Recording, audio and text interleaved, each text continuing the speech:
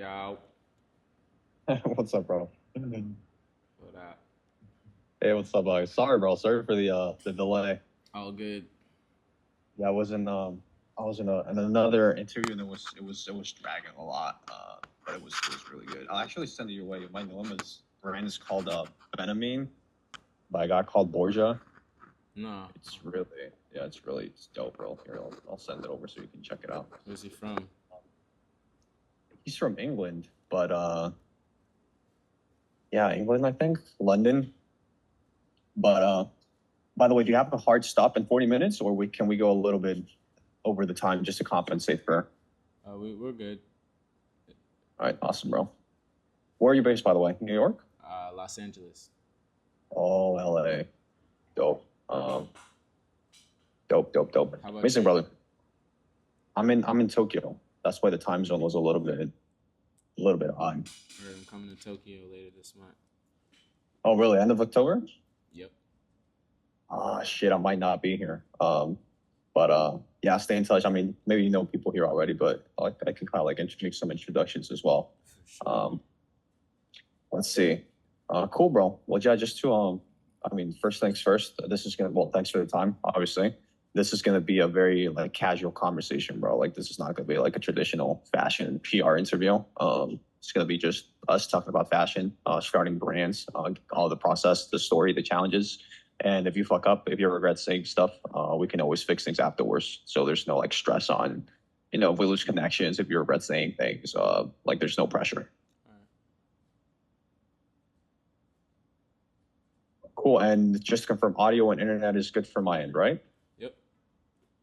Okay. And what else? Yeah, in terms of context, obviously you'll probably like look through what we do, but it's pretty straightforward. We help people start and grow brands. We're a fashion education company. My vision is to kind of like build like an online university, but specifically for like aspiring fashion entrepreneurs. As you know, being a fashion entrepreneur and being a fashion designer are very, very different things. So there's no kind of like platform or organization that helps people with the process in terms of information, the context, the network, all those different things. So that's what we do this. It's been mostly obviously so far for free through content, podcasts, interviews, social media content, all that stuff. But yeah, bro, that's us. That's the problem that we're trying to solve for. And that's what we do, just so that you can have all the context. Never made chicken noodle soup before, but I'm trying tonight. Chicken noodle soup. Yeah, no, I can't say From I've scratch. tried that. But yeah, bro. Any like comments or questions before we like officially get everything started, or not really? No, not really. I did a little research when you guys first reached out, and I seen that you guys did an interview with Advisory as well, and we have some mutual friends. I've been to one of his shows Oh, before, so kind of got right. familiar, and I'm pretty comfortable speaking, so I'm ready. It's the black charisma, brother. We all wish we had it, but It's aura. some of us have to develop it through years of conversations. By the way, you're the same age as Keith, so or a little bit like same More, general. older. I turned 30 this year. Oh, so you and I are pretty much. I'm 30 as well, so same generation. Cool, bro. Yeah. Oh, and since you said it, what kind of like made you want to do the interview in the first place? Just out of curiosity, like why us? You guys reached out, and then when I just looked back on what you guys do and what you guys stand for, I felt like it aligned with my brand as well as the other brands that I'd seen you guys work with. Felt like it fit the, just like overall was cohesive. Cool. All right, brother. Let me just get everything. Get the recording started. Recording in progress. Awesome, August. And I said this before, but again, I appreciate the time, bro. Always do. I appreciate the willingness to share your story, the process, the challenges. So, yeah, bro. I guess first question, foundational question. Give us a very brief intro on you, the brand, the story, just so people can have more context. What's up, guys? I'm August. I'm originally from Richmond, Virginia. I went to school or college in Atlanta. That's where I started working on music. I've done some music production for like Young Thug, Playboi Carti, Pierre Bourne, and moved to LA after, trying to take the next level in that. Shortly after living in LA, I got introduced to like the vintage reselling world as well as the modeling industry. First kind of took off as a model out here as well as was selling vintage at the same time, and really just it's almost the what's it called, the quarantine happened, gave me a lot of time to think about what I really wanted to do, because this whole time I was still like selling music and stuff. So but it was kind of like almost self-explanatory. I really think that reselling vintage and doing all that it takes to have like more clothes to use, and like I was seeing thousands and thousands of pieces of clothes a day, and that along with modeling, getting the background of all these brands, and getting to like I modeled repeatedly with a few brands out here. So just being able to see how a brand is operated, and then also the quarantine, giving myself time to sit down, that really just like turned this into a brand. And I kind of wanted something that I've always wanted to start a brand. I've had one throughout the years. This would be like my third brand. The rest of them were kind of just like playing around with t-shirts, patches on t-shirts, always kind of been inspired by like this vintage. So yeah, I kind of just decided to take it serious around the end of the quarantine. That's when I started F&K Studios. We officially started around the end of 2020, beginning of 2021. And it was just me and one of my friends who does graphics and knows some website stuff helped me get started. We did our first shoot and video together. And now it's years later, new team, and been working with a few people these last few months. They're also my closest friends. So we've been able to take it to the next level. Just did Paris Fashion Week this past June, and a lot of good things have come from that so far. But yeah, I like to Oh, refer damn, you to it as presented with, like showroom or show or I did a pop-up and a runway show, and oh, okay. yeah, it went really good. We double dipped out there, so did a little bit of pop-up and a runway show. Everything was really good. We had a good turnout. The people who came were good, and then we really prepped a really long time. So one of the closest things to exactly how my imagination imagined it went, which is like that always feels really good. But yeah, so we did that, and now we've just been trying to keep the ball rolling. I like to refer to us as like a clean grunge brand. We're in line with like the Stussies, the Fear of God, Supremes, streetwear, but also trying to remain affordable and just provide the best quality silhouettes and cuts that we can. That's pretty much it. Dope.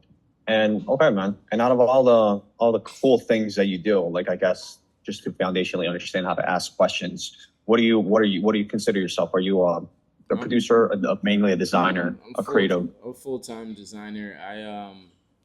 When I started the clothing brand, I took a step back from almost everything else I was doing. I still pretty much like personally fund my life through modeling, but I just all day, every day, I'm just handling stuff for the brand, doing stuff for the brand. Due to the like small team I do have around me, I'm able to like really focus on just like being a designer and an art director. So that's what I consider myself professionally. But yeah, designer, art director, creative director of this brand, and that's pretty much all I'm focused on. And then however the modeling comes, that comes along too. Cool. All right. And just how did the brand actually get started? So obviously you, like more strategically and practically speaking, was it you just developing products, coming up with a sample and selling it to friends and family and using like people in your circle to promote it? Like what were those early days of actually, going from idea of, oh, I'm a designer to now I actually have a product and it's selling and it's actually the early stages of something. Mm-hmm. Like how did that go? Well, really I had a unique beginning, because just one way that I will say you can know you're doing the right thing is when like you're getting blessed and you're getting handed just like beacons of light to help guide the way. So I had a few mentors and a few friends who were like connecting me to like other people who did what I wanted to do. And so alongside just like when I started my brand, this is when vintage was taking over fashion, and everybody wanted a vintage shirt and wanted to wear the silhouettes. And I was already in tune with them, have been wearing that for about 2 years.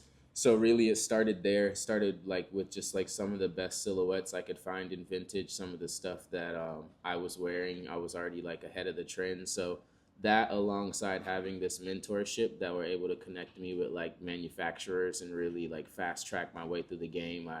I have no background knowledge, so I was able to learn like pattern making and working with manufacturers and how to tech pack and all this stuff like very fast due to being thrown in the game pretty fast. So it started there, and then really what gave the brand life or what made it feel like it was a brand would be I'd like to give myself credit for like pioneering the like crop boxy shirt and also like the baggy cargo that's pretty popular right now. Like some of it's been seen before, but That's I a feel bold like statement. it's That's a bold statement. it's an industry standard now, and like I wouldn't even call it like I don't even consider it a bold statement. It's like quite frankly right on our Instagram, and if any other brand has a picture with a fucking crop boxy shirt or baggy pant before that date, then I'll shut my mouth. But it's on the page. Shai Gilgeous Alexander wore it that same year. He won GQ Men's of the GQ Best Dressed or Most Stylish of the Year.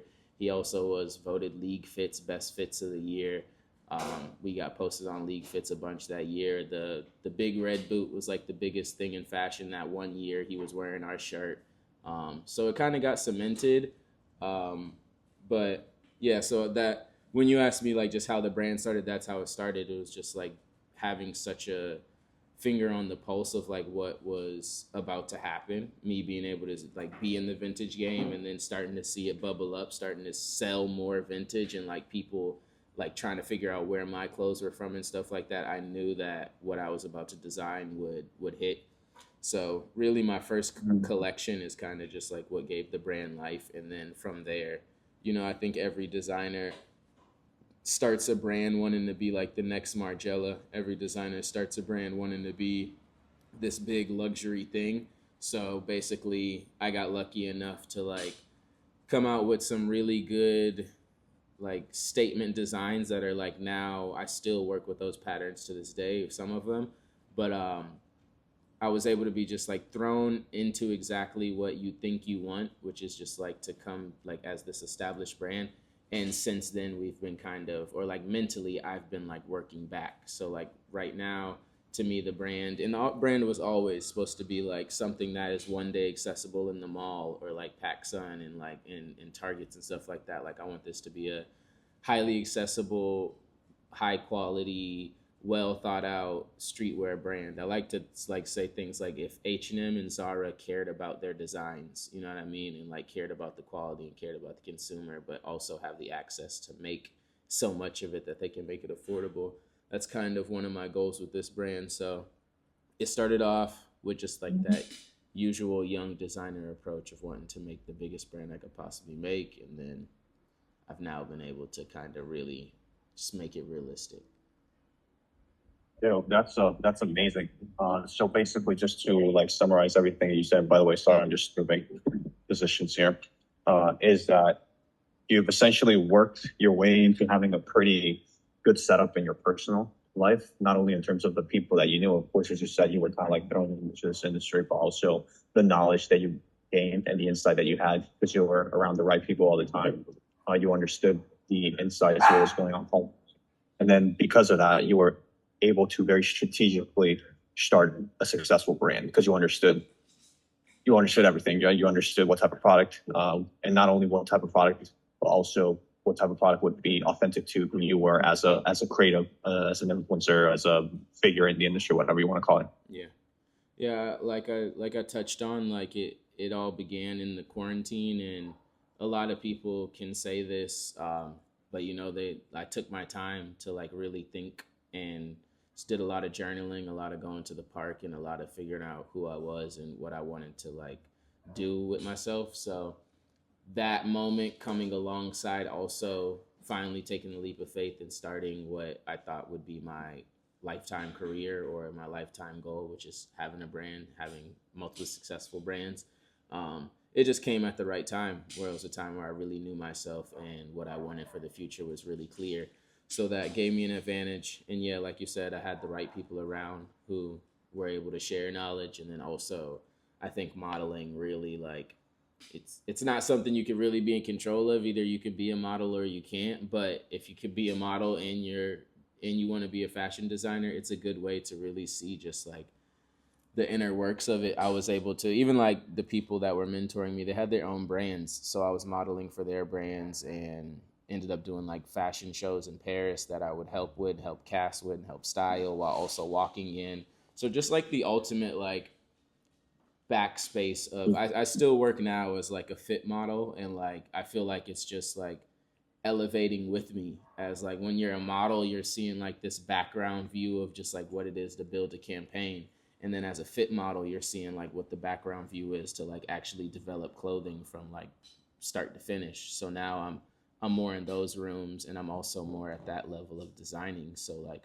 I'm still getting like mentored day by day through like the process as I elevate. And that's why I said earlier, I feel like that's a sign of being in the right place, you know what I mean? And your heart being in the right place is just like some things you can't understand how you're getting this like knowledge really passed to you. Right. Yeah. And it's what's all being exposed to all that consistently, right? Because I think one of the biggest things that I've learned through all of these conversations is that having a good product is kind of like the foundations that you need to get started. And by good product, like by extension, like a good creative vision. And getting to a good product or a good creative vision takes a lot of reps. If you're a nobody, and if you were back in Virginia and you were not modeling, you were working at a Walmart or something, which is realistically where most people's situations is at, you need those reps. You need those creative reps, right? You need to see what's going on. You need to understand what's going on. You need to be around it. You need to be involved, whether by doing shit yourself or by being around others that are doing shit. And by you actively being in this industry for such a long time, you develop a very intuitive sense of that, and it's made the transition from just being a model to a designer quite easily. But again, it's because you've been subconsciously around doing those creative reps through 5, 6, 7 years, whatever, however long you've been around, and then the other strategic pieces of the puzzle, which were the relationship that you build along the way. Right, exactly. Okay. And let's talk, because this was kind of like foundationally the setup that you had that was kind of like an advantage for you. And obviously I wanted to digest it strategically so that people could learn from it, because everything that happens organically can be like diluted into the strategic steps that other people can learn from. Mm-hmm. And now from the brand perspective, so did you like literally start learning and watching YouTube tutorials and launching a shirt? Did you go full throttle to a first collection or those early days? Like, it kind of just I would say my journey really started like at personal style. My mom used to take me shopping a lot. I have like a lot of pinnacle moments I could think of where my mom said or did small things that completely changed my perspective on fashion or on personal style. So really the inspiration has always been there. And then in school, you get the validation of winning like best dressed, or like everybody wanting the clothes you're wearing or where you get them from, or you're finding stuff first. So it always gave me this confidence that I knew something. And so that just came along with really like, I feel like it's almost self-explanatory. A bunch of people asking you where you get your stuff, and if you got the wherewithal, you might make a shirt. So really, that's how that started in my life, was just one day being like, all right, everybody loves my style, loves my fashion. I'm going to make a shirt. This was like end of high school, early college years. So like, luckily, fucking man, these two dudes in my neighborhood who are also the first people to ever like I swear I never thought to myself like, who made this song? Like I knew somebody was rapping, but I never thought like who made it. Like I didn't know nothing about that process. And then one day, these kids that were like 4 or 5 years older than me in my neighborhood made a music video, put it on YouTube, and had a song. And I was just like, damn, you guys made this? And they like kind of explained it to me how they made it from start to finish. Years later, when I started my clothing brand, my first clothing brand, those same dudes was the people who showed me like a manufacturer like 10 minutes from where we grew up at, and was like, yeah, this is my guy. And I actually just reconnected with that dude on Reddit not that long ago. He just like sent me a message and was like, damn, you came a long way from the Girl Gang shirts, because that was like my first brand was like called Girl Gang. So that was like pretty cool moment. But yeah, just like started there, and then once again just having like those people around that were able to make it simple. It was like I was at that time making beats, so like I was in the room with the same people that like showed me about music, and I'm making music with them. And then I was like expressing I want to start a brand, and he told me about that dude right up the street.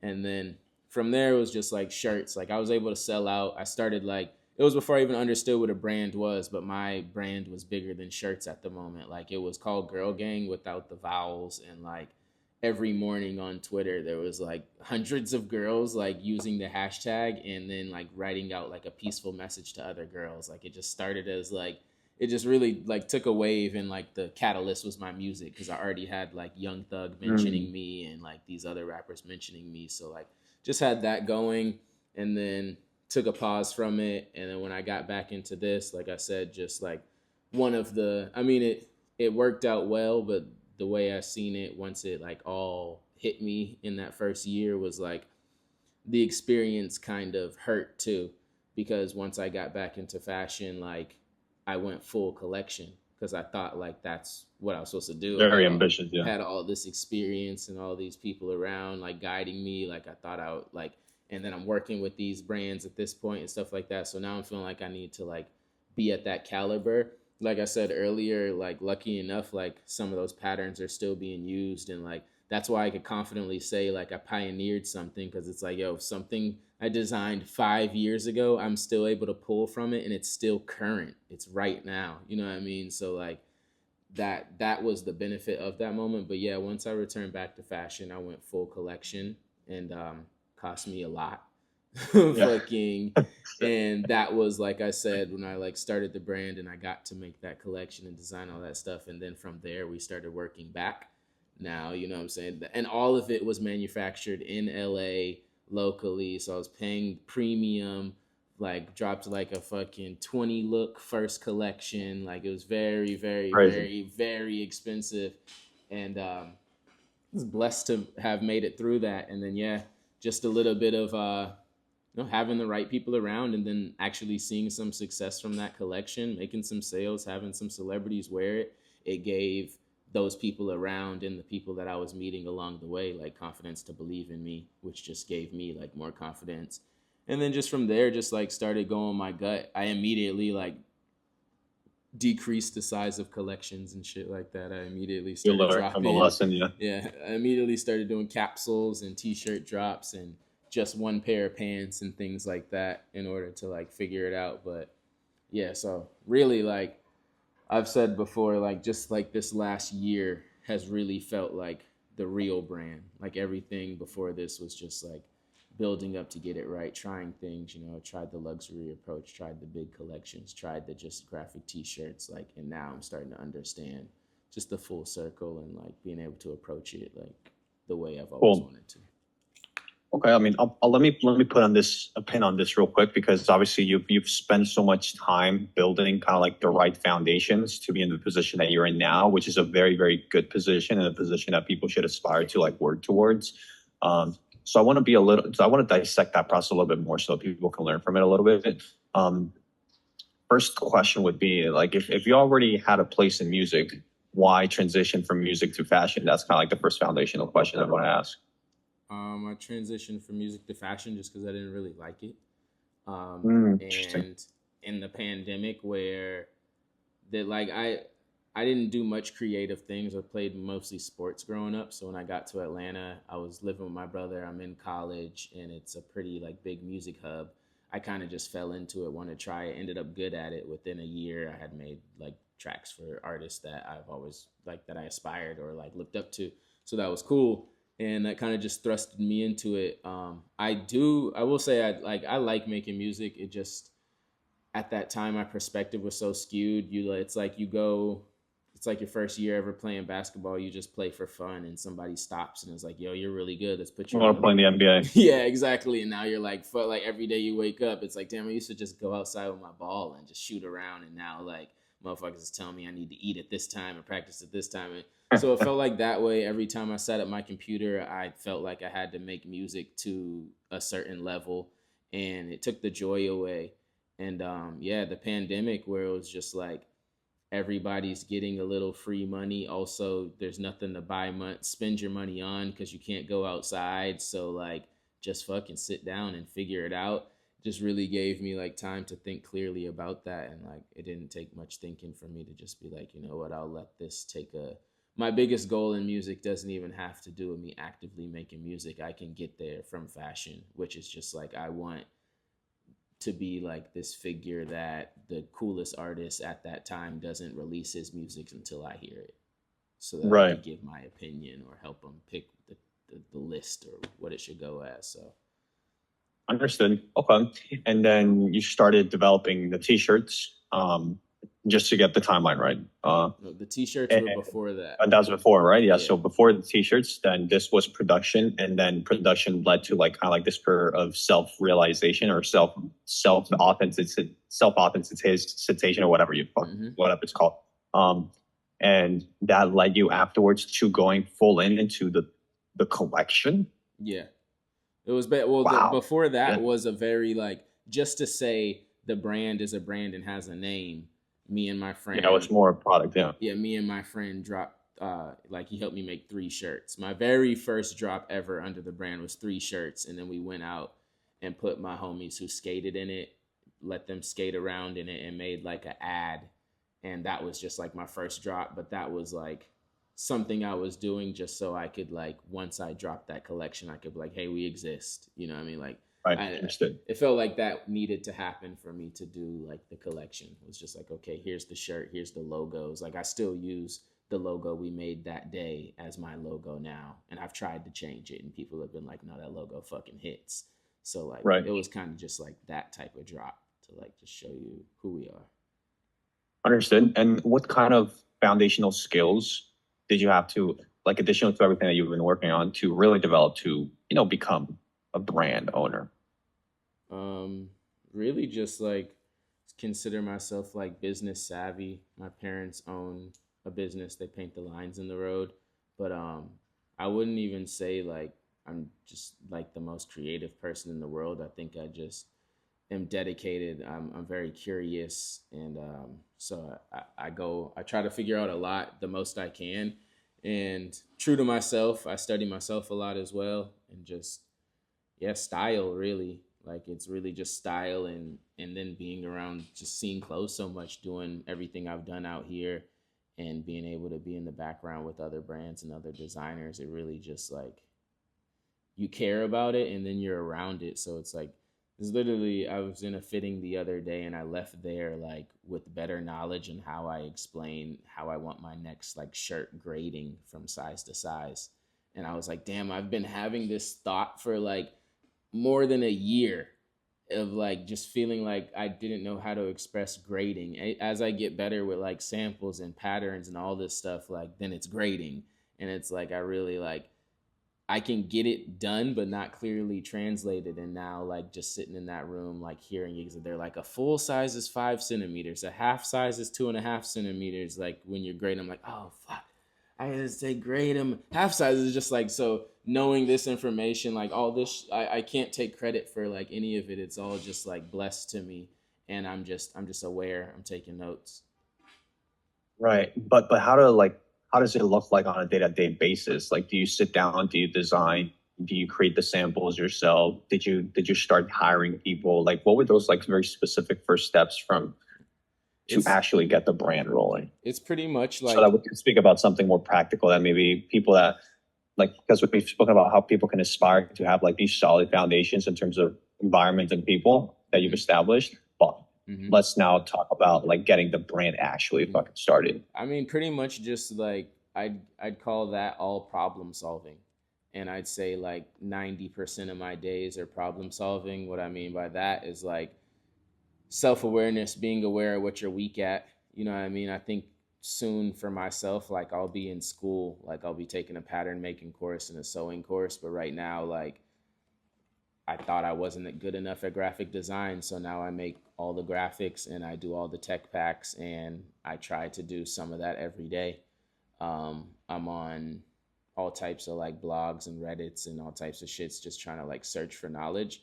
But yeah, for the most part, like the brand process, or like the branding process, the design process, it has been like ever evolving.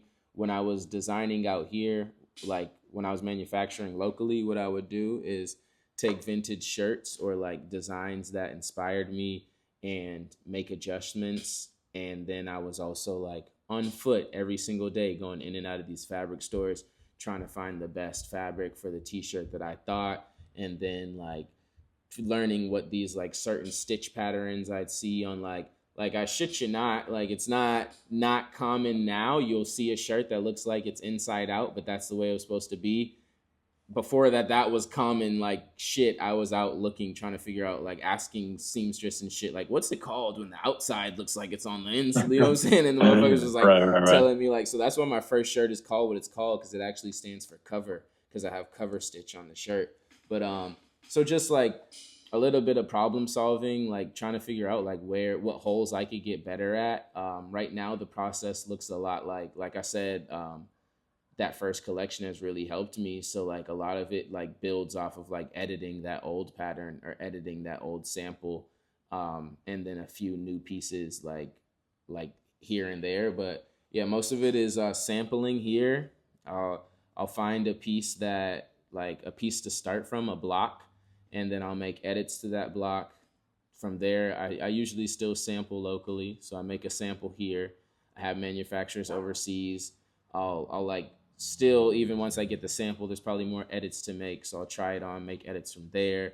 Now I'm making a tech pack of it, clearly demonstrating those edits, and then sending the tech pack as well as the sample to my manufacturer overseas, and then it's almost clear as day. You know, they have the sample to sew by, and they also have your tech pack of edits, and that's pretty much like a day-to-day for me. Process. Yeah, that's a day-to-day to me process as a designer. If I'm not doing that, then I'm doing something else that the brand needs to get better at. If I feel like we need more content, then I'm out making content. If like I feel like something's not as good at, or we talked about a book bag, or we talked about something that we don't know how to make yet, then I'm doing research and development. I'm trying to figure out who can make this thing where like we don't know how to make yet, you know what I mean? So just literally continuous problem solving.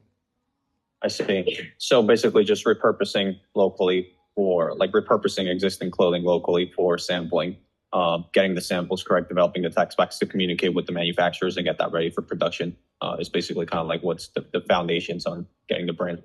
Okay. And how closely knitted to this point are your personal brand with the brand's individual kind of like persona? Is it still mainly like the marketing and the branding is still driven by your own personal brand, or has the brand, especially now that you present it in Paris, has the focus been more on developing its own identity? I mean, I feel like since the beginning, like despite like my brand started before I even had like what I have now. Like when you see my page now, you're like, oh, is your brand like inspired by your page? But like when I started my brand, I had nothing. So like my brand inspired me to like show more about what I do on Instagram in order for me to build a following, in order for me to point them to the brand. So honestly, it's always had its own life. It has its own life now, and like I help. Like I'm a catalyst. Like sometimes, you know, I can feel it. Like if there's times where it's just like, oh yeah, I need to make sure I have like a spinning sign on my head that says I work for this brand. This is my brand. Like then I'll put that hat on. But it's been able to survive without that. It has its own identity, and yeah, working each day to make that even bigger and like be even, All right. Yeah. Yeah. So the most like strategically advantageous aspects of it was been its help with the marketing. If the brand needs additional traffic or positioning, it helps that you already have that established by yourself personally. It's help with you being in the right environment, right place, knowing the right people, but the rest, you know, building the infrastructure, learning all these things about how to design, how to build these collections, what needs to happen on the ground to like actually build those foundations are kind of like the skill sets, the things that you've been mostly working on developing the last couple of years. Okay. And what about the pair? I think I want to talk about like launching the collection in Paris, because that is number one, very fucking ambitious, very advanced. So what were the biggest lessons that you learned from that process? I want to go very, very specific into this because I think it's one of the biggest like kind of like goals for any like aspiring fashion entrepreneurs. But I don't think they truly know what how what that means. So yeah, just break it up, make it through generally for us, and then we can get into the specifics. Um, what do you want me to start with? Like, what do you want me to? Just overall, like what are you I guess what were the first things? So I understand. Number one, like why do you think that having a full collection and presenting in Paris was kind of like the natural way to go about the brand at such an early stage? Mhm. I just feel like that's like I said before, like that's kind of just how the young, naive, aspiring designer sees the world. You're like, yo, like now that I'm years in the game and I have friends who also make clothes, and I got like friends who weren't millionaires when we started and is now a millionaire and he's never done a fashion show. I kind of see that's one of my favorite things about fashion as well. There's so many ways to like succeed. There's room for everybody, but I feel like most people enter with the same mindset I had, which is like, I want to be Margiela level, and I still want to be Margiela level. So, although I have the awareness to know that I probably should build multiple successful brands before I try to create this luxury brand that like I see in my head that could make me Margiela level, I also still am an ambitious kid who wants to show the world that like I'm really good at making clothes. So this year was kind of the year I made that realization where I was like, all right, this brand is for PacSun. This brand is my streetwear. This is my attempt to like make really good clothes at an affordable rate and manufacture somewhere where I can get it affordable and like increase the style of like every brand in the world. And I think that one of my best skills is like knowing what's commercial. Like if you show me 20 shirts, I could tell you which one will sell the best. So I also lean towards that in design. But I'm in love with like couture design, avant-garde design, and like taking it to that next level. So this show was just to give it a chance and to like show that I could do that. It was something I've always wanted to do. And like you said, it's like something big for like designers. And yeah, we were just kind of on a roll. Like it felt right, felt like we could. And it was the strongest the team ever been. And I also was, just like most of this story has gone, I was right off the back of, we did this June and September of the year before, I produced an entire show for my friend's brand. So I casted it, I styled it, I found the venue, I helped like from beginning to end. I told the models when to walk. I made the choreograph for the walk. So I was fully equipped. I did that for Right. someone else, and I knew exactly what it would take to do that for us. Although that was in New York and this would be in another country, I felt really, really equipped. And a part of the preparation for that required me and my homie, like most of my homies, like we were all here, like from about like 8 p.m. to 3 a.m. every single solitary night, like up until the show for like 3, 4 months. Like before we even had got the venue, we were just working on it like we knew it was going to happen. So it just it had to happen. You know what I mean? Like we put it on the board, and I got that type of those type of people around who are just like, even whenever they were thinking about not doing it, I was like, we're doing it. And whenever I was thinking about not doing it, they were like, we're doing it. So it just, there was always Mhm. somebody to keep that hope alive, and just ended up getting it done. Right. Yeah. Plus, you went through like the ambitious experience of having launched the full collection early on, which whether it was the right thing to do back then, maybe not. But again, Right. it gave you the experience and the understanding to how to do something even more advanced, which is presenting the full collection, but in Paris Right. in the schedule, And understanding all the. I was able to pull from that collection too. I was able to like realize how, just like how much work went into that and how I should be able to pay an ode to that in this show. So I was able to like pull some of the like star silhouettes from that first collection, and repurpose them for this show. Interesting. Okay, let's focus on those two topics of getting the show and the presentation up and running and getting the first collection launched. First question would be, what did you learn about launching a collection so early on? What did you learn about the challenges and the biggest gaps in your ability and your knowledge base at the time versus the reality that was required? Um, I mean, really, like I've always just had the attitude of I have a pretty optimistic attitude. So like it just never felt scary. You know what I mean? It felt like it was what I was supposed to do. And I knew that the only way I would learn would be by like getting in there and doing it. I felt safe, you know what I mean? There was never a point where like I felt like I was making a decision that was like hard for me to make. So like it's really it's tough for me sometimes to give like advice or insight on like that type of situation because I feel like what most people battle with is like a fear of failure or something like that, and that just really didn't cross my mind at all. It still doesn't cross my mind, and failure is still like a reality for all of us. But yeah, it doesn't. It's not something that really lives in like my psyche.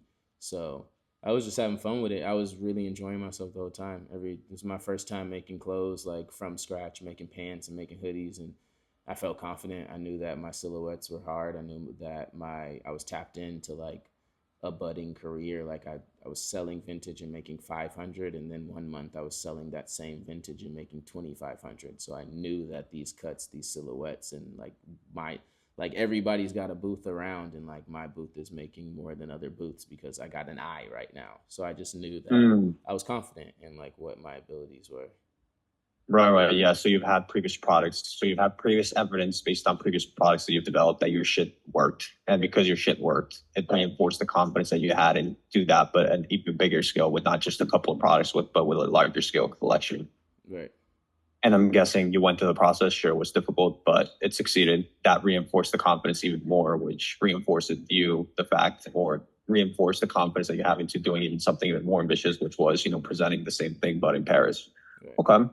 And for somebody that, maybe is starting out or has a couple of products, understands that they have to focus on, having a couple of products still, what would be the most like the main like piece of practical advice you'd give somebody that is getting started, understands that maybe he has to start developing the same thing that you did, the products that work, the products that sell. But what additional do you think people need to understand? Like they need to understand team building. They need to understand setting the right, like understanding the right production, or understanding how to market all these things. Like when you're trying to break all the pieces that made you successful on the first collection presentation, what were those pieces?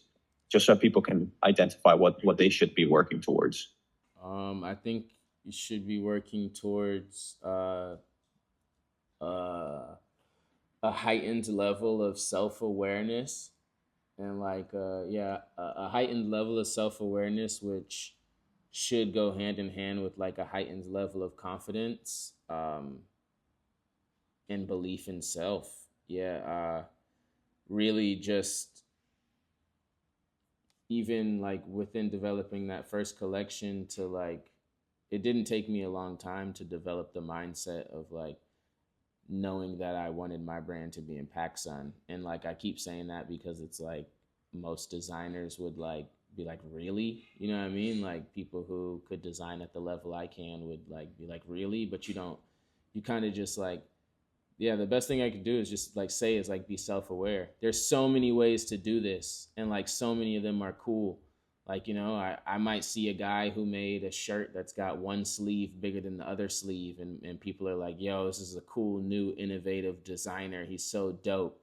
And like, you can't let that moment of seeing somebody else do that like deter you or make you like envious of that journey. Like, only thing that can help that is being self-aware and knowing what you want, because if not, you're going to see someone selling red shirts and they made $1 million. You're going to want to make a red shirt. Someone's making boxers and it's working, you're going to make boxers. The only way that you're going to be able to truly like do this shit and be like focused on what you want it to be is if you are clearly aware of like what you want out of this. I see a lot of different successful journeys every day, and I won't act like it's like easy to just like ignore them, but I have those moments, and then I'm able to remind myself like I know exactly what I want and how I want it to look, and I'll die on that hill, or I'll take every step it takes to get there. I don't need to like see any of the other stuff. So really it's just like getting comfortable with that and getting just like as educated about yourself as you can, knowing what you want your brand to look like. And I think that's all over YouTube in some way or another. You know what I mean? Like there's so many tips for that on YouTube. I think that's probably like a place that I went early on to. It's just like books and YouTube, just like remember days where it was like figuring out which dog and which car and which this and which that I thought represented my brand. You know what I mean? And like, I still have fucking whiteboards that haven't been erased for 5 years.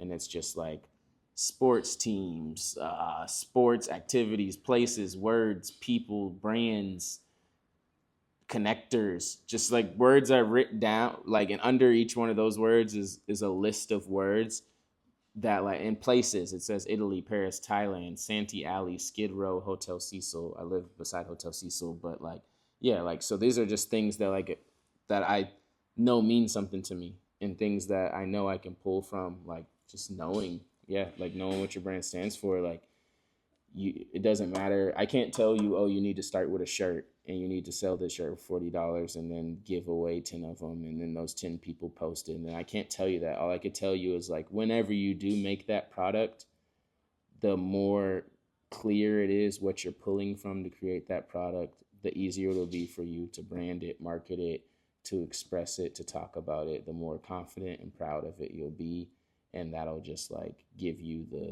that'll be the catalyst of you like starting that brand.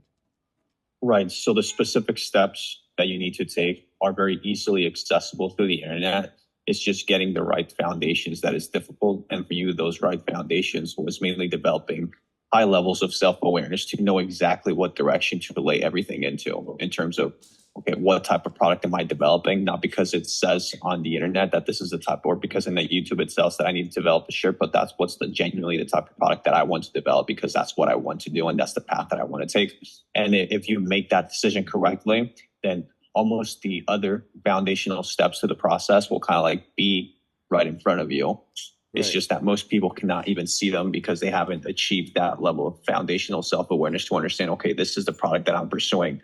And therefore, because I have the type of product that I'm pursuing, these are the types of people that I should be pursuing, or that I have available in my life that are also an important part of the process. And therefore, as an extension, this is what I should do strategically. If it's going to be a collection, if it's going to be a drop, if it's going to be presenting in pairs, if it's just going to be selling shit through like Facebook advertising. Like, again, all the specific things on steps on how to make those stuffs happen on a technical level, the information is available, but you need those foundations to make those right, the right decisions on the right direction, how to take not only your life as a designer, but and an entrepreneur, but also your brand as a brand overall.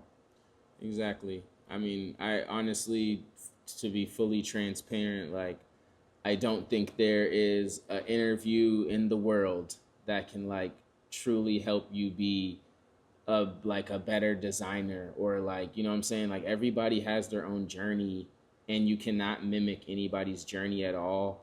And nobody can tell you one thing better than the other. Somebody could tell you go to school and learn how to make this pattern, do this or that, or somebody could tell you need to make a popular t-shirt or this or that.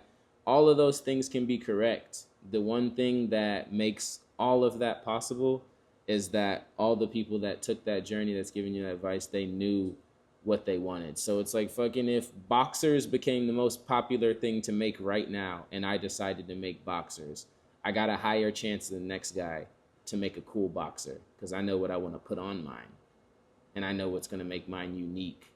Because even though I might be following a trend and making a boxer, there's a few staples of my life that I'm going to make sure I like put into that boxer, because I know what I want to put out into the world so well. And now my fan base can rely on that unique vision. If I do that trendy product, they can look at the other person who has a trendy product and be like, yeah, but mine has a, because they know that that's what fucking F&K does. You know what I mean? So I think that that's the only like true advice I really try to give like budding creators and designers in all types of lanes, is just like, get to know yourself better, and that'll just allow you to create from a more confident position. Interesting. Okay. And since self-awareness is kind of like the foundation to almost like your compass to your life, to your success, to your direction, what have you learned about, obviously we've talked about your strengths, right? And learning how to identify what's relevant, how to create authenticity through even trend relevant products or people. But what about the things that you're not good at? Maybe just so people that are very similar in terms of your position could maybe relate or understand. I got like 8 more minutes. Yeah, that's all good. We can wrap it up. You said weaknesses? Yeah, what about weaknesses, challenges that foundationally, since you've done everything through self-awareness, you know what works for you and you know the path to take. What about the things that do not work for you? Comparison, trying to overcomplicate it, you know what I mean? Like not being practical. Even like doing Paris Fashion Week, like it reminded me that every now and again, like it's fun to take like that leap of faith and be a little less calculated, you know what I mean? Like, but we've been like, since the team has been developed and like even before that, like I just like made my decisions so informed and so calculated that like there was even a time one of my mentors, I told him I was doing Paris Fashion Week and the first thing he said was why. And like I knew like it wasn't coming from a bad place. It was just like he had like got me modeling jobs walking for brands that after they did Paris Fashion Week, the brand was closed down a year later because they spent too much money and the brand couldn't like operate anymore. So I knew where it was coming from, but yeah, that was just like a risk that I decided to take. But as far as like weaknesses, just the times where I think I like compare myself to someone else, or the times where I want to do something. I think like you grow faster than your brand grows. I'm 30 years old. My brand's 5 years old. Some of my ideas and some of the things that I want to do aren't supposed to be done with this brand. And like just knowing that, keeping that in the front of your mind, sometimes I'm not like, sometimes I have to remind myself like, yo, I don't have to do that for this. Like I don't have to become like, I want to be the greatest designer in the world. This doesn't have to be the brand that buys me that title. You know what I mean? This can be the brand that's the foundation for that title. So like when there is a wrong step made, other than just like actual technical skills, like I want the technical skills, even though I feel like I could exist without them. I want certain technical skills to be able to make a pattern this level technicality and be able to explain myself at a certain technical level. So like being even more proficient in like Photoshop and stuff like that, being more proficient in design and pattern making and draping and grading. These are all things I want to be better at, like technically, but like weaknesses as far as just like me as a person, as a designer, as a brand, it's just like mainly comparison and like those moments where you think you're not, where you kind of just lose sense of self and you're kind of stepping outside of like what the brand is. Right. Yeah. So biggest strength is the self-awareness, the authenticity, the ease to pursue authenticity, and therefore the weakness is just anything that takes you away from pursuing the authenticity. Right, exactly. Like comparison and fucking just like trying to get to that ultimate goal too fast, or just like not appreciating what's right in front of me. Yeah, the things that will take away that self-awareness from you and that confidence is like naturally my weaknesses. Awesome, August. And last question, bro. Biggest challenge when you get to reflect on the entire process. What's the biggest challenge that recurrently happens, or therefore, what would be like the biggest lesson that you tell yourself if you had to start all over?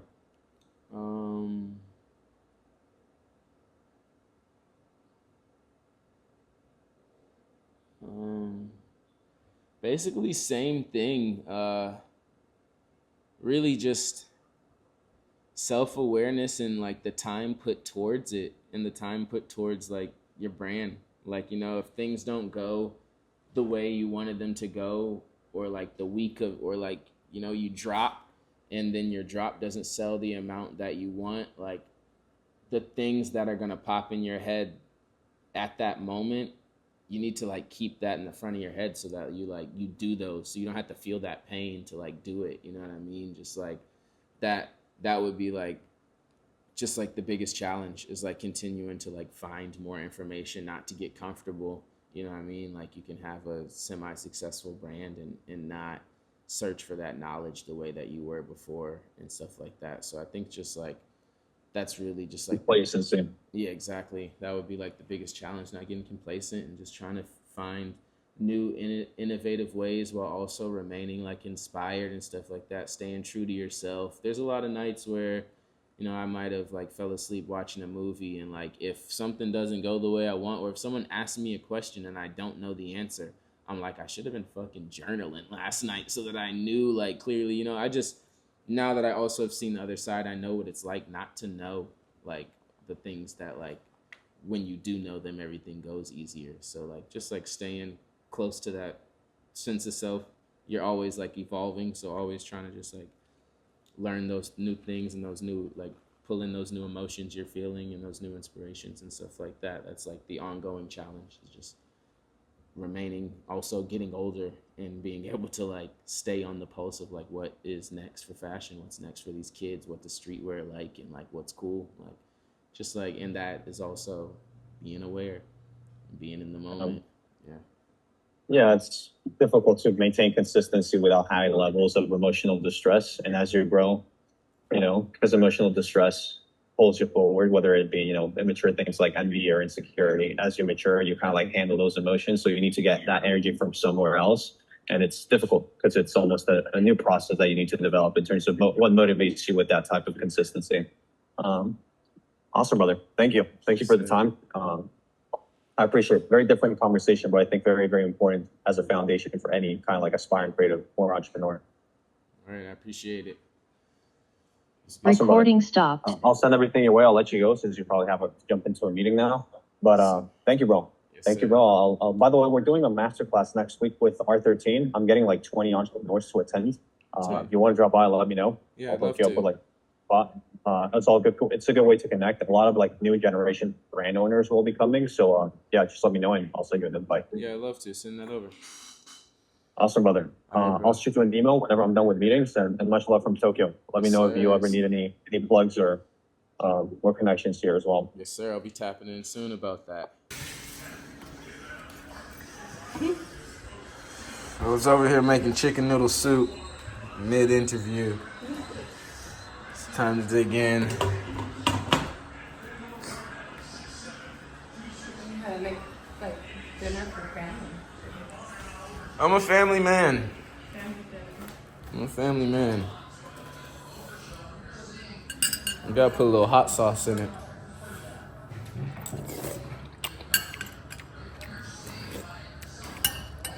Those noodles are so good. Yeah, I just turned it off.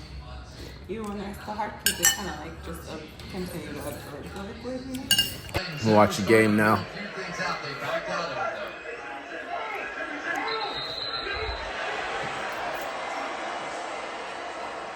False start by the running back number 35. It's a 5-yard penalty. Still. Second one on this.